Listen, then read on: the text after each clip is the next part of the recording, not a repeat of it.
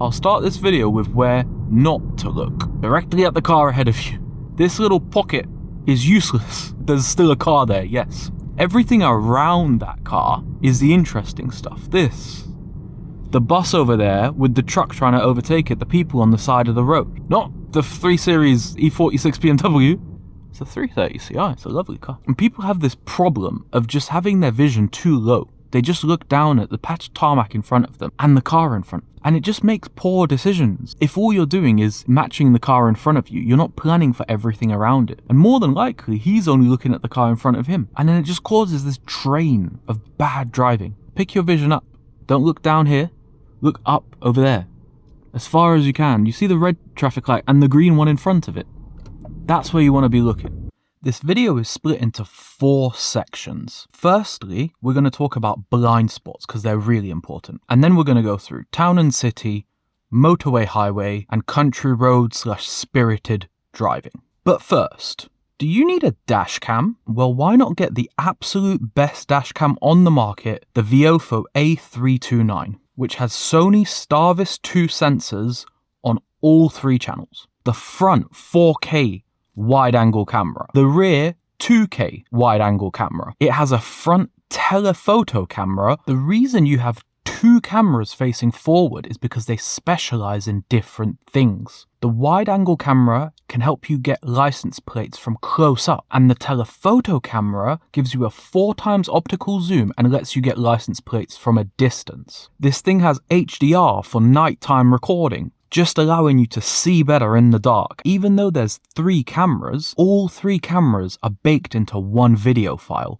This is called multiplexing. You can turn this on or off, but I think it's so convenient. When parked, this dashcam can go into low power impact detection mode. The dashcam goes into a low power mode, making sure that you don't drain your car's battery, but if it detects an impact to your car, it will wake up and record for a minute. Click the link down in the description and check out the Viofo range of cameras because they are having a full sale that is live right now. We should probably get back to talking about where to look when driving. This is my example for blind spots because blind spots are super important. Got my mirrors all set up. There's nothing in that mirror, nothing in that mirror, nothing in that mirror. Motorcyclists call this a lifesaver because it can save your life, because that mirror does not tell you that there could be a car directly next to you. You could be making a lane change. Say you're overtaking somebody, you look in the mirror, there's nobody there. You should really look over your shoulder. Once again, you're on the motorway, you've completed an overtake, you're moving back to the travel lane. You look in your mirror, there's nobody there. You look in your central mirror, there's nobody there. There could be a car right next to you. Blind spots. If this is not your first Mick Drives Cars video, maybe subscribe. Where should you look when you're driving around town? Pick your vision up. Don't look at the speed bumps. They're not moving. They're not going anywhere.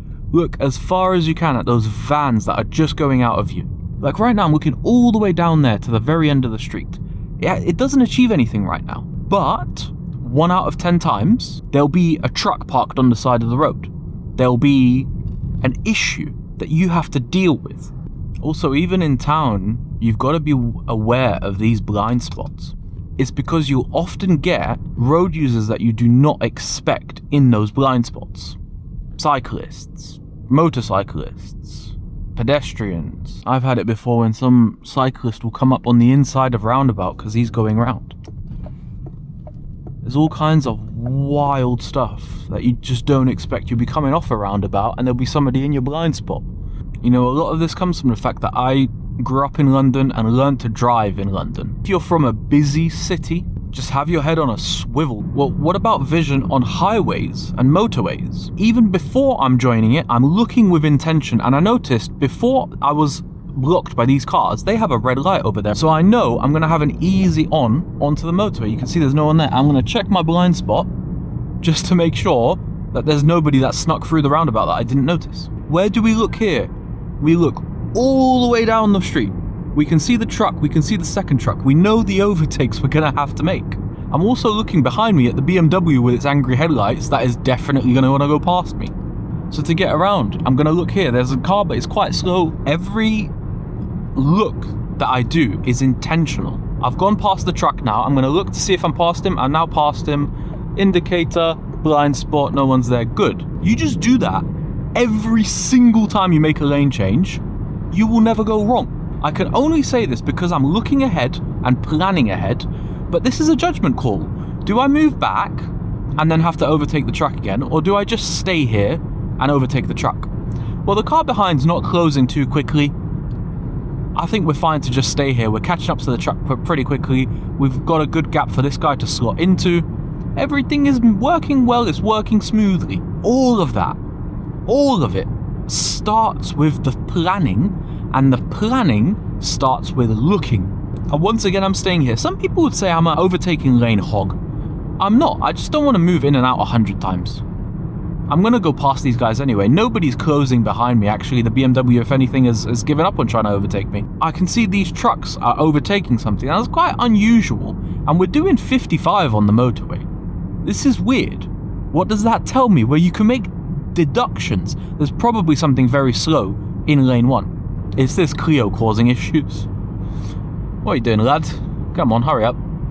Now the road's flowing better. Once again, I'm going to stay here because I'm going to go past the trucks. I'm not going to go in there and just come back out again. But I feel like I can make that decision because I know there's nobody that's really eager to get past me. I'm looking far enough ahead to that yellow truck thing that's in the slow lane.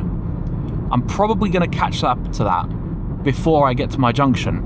And I bet you the timing is such that it's going to be a little bit awkward to get back over in time for my junction. This car ahead of me is moving quite quickly, so I'm actually going to move back. We're past the red car. There's nothing in my blind spot. Good.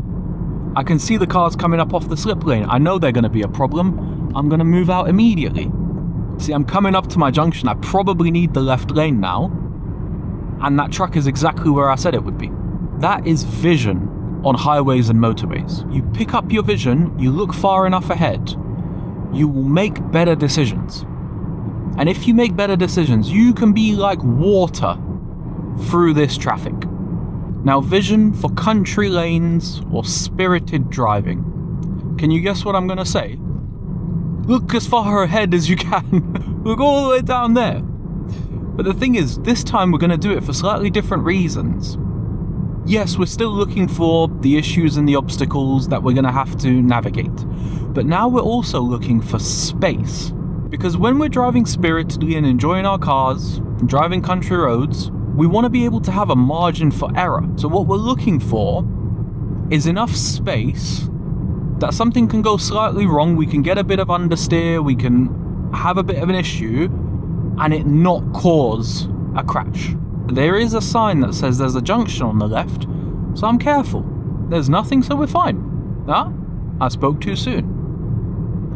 Quick tip, if you look at the wheel of the car that's at a junction, you can see the wheel start to rotate before you'll see the actual car move. We're looking for a problem. If there's an issue, if there's a slow car, if there's a cyclist, if there's a broken down car.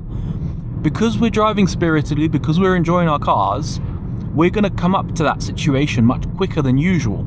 So we want to see it as early as possible so we can negotiate it and react to it in a good way. See, this is a perfect scenario. There's a tractor just reversing down the road over a bend. There's another one. We only know this because we're looking far ahead. And we can react to it and we make everything move smoothly. It's lovely. It's also about reading the corner that's coming up. If you look at where your vision ends, point as far as I can see, whether that point is moving towards you or away from you is telling you whether the corner is tightening or opening up.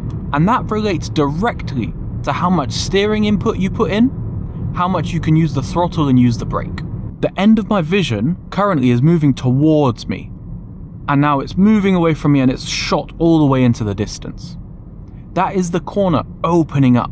When the corner opens up, you can unwind your steering and you can use more throttle. When that point shoots from the corner into the next corner in the distance, you can pretty much use full throttle at that time. It's such a nice cheat code for not getting oversteer, for being smooth and progressive with how you accelerate out the corner. If you just make use of using your vision to tell you how much throttle to use, you can never go wrong. Now the opposite is true when your vision is moving towards you. So the end of my vision is where that truck has just gone out of view, and that point is moving closer and closer and closer. That's telling me the corner is tightening. It's moving closer again, so the corner tightens right around here. And you can see that, and now again it's moving at about the same speed, so it's a constant radius. And now it's just shot into the distance again. When that point is moving towards you, it's telling you you must brake. And that's really important. If you're driving a road you've never driven before, you don't know what the corners are going to look like, it is imperative that you use your vision to read the corners that are coming up. Some corners are open. You can see through them and around them. Your vision never ends on the apex, it's always further. On those corners, you can make better use of your momentum because you can see what's coming up past the corner. Those open corners are very unusual but very satisfying and enjoyable because you can safely use a bit more pace through them. Like this is a great example. I can go through this corner as fast as I want because I can see past it. Same with this one. Vision determines everything. It's so important, especially for any time you're driving a little bit quickly. You see, YouTube really thinks you're gonna like this video, but I think this video about driving fast is even better for you.